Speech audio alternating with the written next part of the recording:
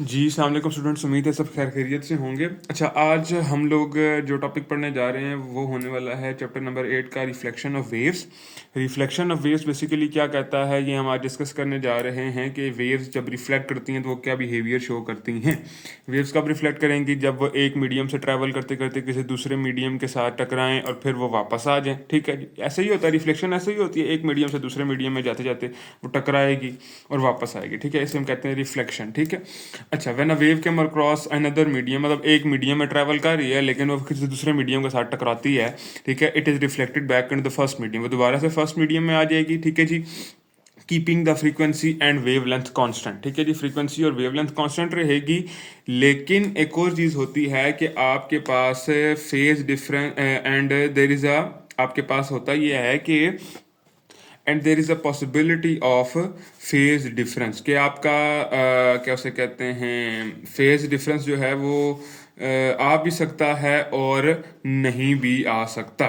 ठीक है, possibility of phase difference, इस फेज डिफरेंस से क्या मुराद हम ले रहे हैं ये थोड़ा सा हम आगे जाके जब हम पढ़ेंगे तो आपको ये बातें क्लियर होना शुरू हो जाएंगी इंशाल्लाह तबारकल्लाह।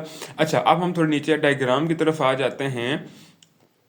अच्छा, अब यहाँ पे देखें अगर, तो हमने एक स्लिंकी स्प्रिंग लिया। ये स्लिंकी स्प्रिंग होता है जो कि बड़ा एक लूज सा स्प्रिंग होता है। ठीक है, बहुत लूज स्प्रिंग होता है और उसमें हम लोग यूँ पैरेलल भी, ओ सॉरी परपेंडिकुलर भी, यूँ ट्रांसवर्सल क्रिएट कर सकते हैं। हम कहते हैं कि स्लिंकी स्प्रिंग हमने लिया और एक सपोर्ट के साथ हमने उसे क्या किया जी, जोड़ दिया जी। ठीक है जी। अच्छा, अब हमने क्या किया कि इस कोने से पकड़ के हमने इसको थोड़ा सा जर्क दिया। जब यूँ हम इसे जर्क देंगे, यूँ ऊपर की तरफ जर्क देंगे तो इसमें एक वेव पैदा होगी। ठीक है, ये वेव जो पैदा होगी, आपको पता है हमने अगर एक ऐसे तरीके से जर्क दिया कि ये वेव अगर अगली डायरेक्शन में ट्रैवल करे, मैं कहता हूँ ये वेव चलती चलती आगे इस डायरेक्शन में जाए, तो हम अगर एक और डायग्राम बनाएं, हम कहेंगे जब ये जाते जाते जाते जाते जाते इस बाउंड्री के साथ टकराएगी ना। ठीक है, अब बाउंड्री आ गई। ठीक है, पहले वेव ट्रैवल कर रही थी, इस स्प्रिंग के अंदर ट्रैवल कर रही थी। ठीक है, अब स्प्रिंग के अंदर ट्रैवल करते करते अब वेव जब इस दीवार के साथ टकराएगी, इस सपोर्ट के साथ टकराएगी, तो मतलब कि ये कि वो एक दूसरे मीडियम में जाने की कोशिश करेगी। ठीक है, दूसरे मीडियम में जा तो नहीं सकेगी लेकिन फिर उसके बाद उसकी रिफ्लेक्शन हो जाएगी। ठीक है। अच्छा, अब दो तीन चीज़ें यहाँ पे क्लियर कर लेते हैं कि अगर आप देखें, हमने कहा था ये जो स्प्रिंग था ये एक लूज था, लूज स्प्रिंग है। ठीक है, और हम कहते हैं कि जब इसमें वेव ट्रैवल करती है हम इसको नाम देंगे कि ये एक रेयर मीडियम है जिसमें ये ट्रैवल कर रही है। और इसके हवाले से ये अगर हम ये सपोर्ट लेंगे, दीवार हो सकती है या कोई हुक हो सकती है या इस तरह की चीज़ हो सकती है, वो डेंस होती है। ठीक है, तो वो इसके मुकाबले में शदीद डेंसर मीडियम होने जा रहा है। ठीक है, ये रेयर मीडियम है, ये डेंसर मीडियम। पहले वेव रेयर मीडियम में ट्रैवल कर रही है और बाउंड्री को किसकी टच करेगी, डेंसर मीडियम को टच करेगी।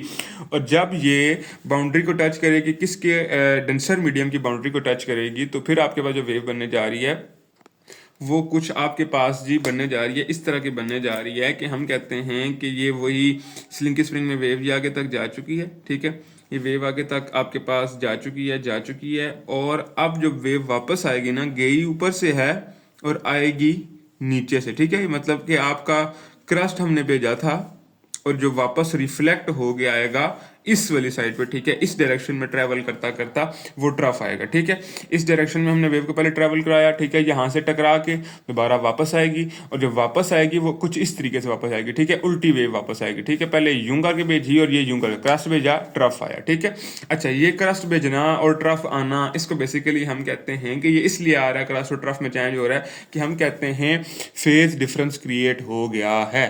फेज डिफरेंस कितना क्रिएट हो गया है जी, हम कहते हैं 180 डिग्री का फेज डिफरेंस क्रिएट हो गया। और 180 डिग्री का फेज डिफरेंस कब क्रिएट हुआ है, जब आपकी वेव ट्रैवल करती थी रेयर मीडियम से डेंसर मीडियम में। ठीक है, अच्छा, अब हम एक और इसी तरह के एक और एग्जांपल ले लेते हैं कि हम कहते हैं कि यहाँ पे हमने एक स्लिंकी लिया। ठीक है, ये स्लिंकी लिया और स्लिंकी के साथ हमने आगे एक ना लाइट सी रस्सी बांधी। ठीक है, लाइट सी रस्सी को मैं थोड़े से डिफरेंट पेन से, लाइट सी रस्सी मतलब इससे भी कम लाइट एक रस्सी होगी। ठीक है, वो मैंने ये रस्सी को ये इसे रिप्रेजेंट कर दिया। ठीक है, ब्लैक पेन के साथ। ठीक है, अच्छा, अब हम कहते हैं कि ये लाइट रस्सी रखी और ये भी क्या उसे कहते हैं, हमने यहाँ पे कोई दीवार सी है जिसके साथ ये सारे लटके हुए हैं। ठीक है जी। अच्छा, हम कहते हैं अब हम इसको इस साइड से अगर एक जर्क दें, स्प्रिंग को जर्क दें, अब यहाँ पे एक चीज़ नोट करने वाली है। अगर आप देखें, इसकी डेंसिटी को देखें और इसकी डेंसिटी को देखें, तो इस केस में आपके पास हमने कहा ये जो स्ट्रिंग है ये बहुत लाइट सी स्ट्रिंग है। ठीक है, ये बहुत लाइट सी स्ट्रिंग है। ये जो बहुत लाइट सी और और बड़ी लूज सी स्ट्रिंग है ना, ये इसके मामले में डेंसर नहीं है, बल्कि इसके मामले में ये डेंसर है। ठीक है, इस केस में आपके पास डेंसर मीडियम आपके पास स्लिंकी हो जाएगा, ठीक है, जिसमें वेव ट्रेवल कर रही थी।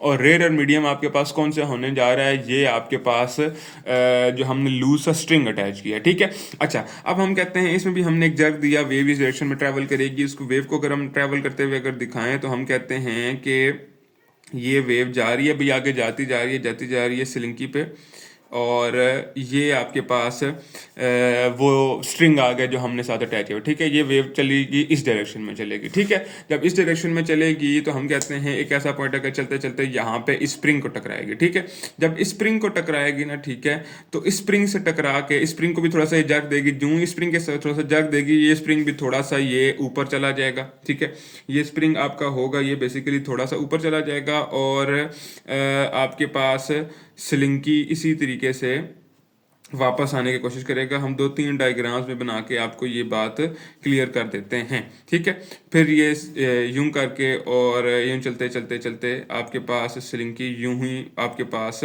वापस आता जाएगा। ठीक है, ये हम कहते हैं। ठीक है, अच्छा जी, ये आपके पास इसी तरह स्लिंकी वापस आ जाएगा। इस केस में आपके पास आपने क्रस्ट भेजा और वापस भी आपके पास क्या आएगा, क्रस्ट ही आएगा। ये क्रस्ट चलता चलता चलता चलता वापस आ जाएगा। ठीक है, इस केस में हम कहते हैं फेज डिफरेंस क्रिएट नहीं हुआ।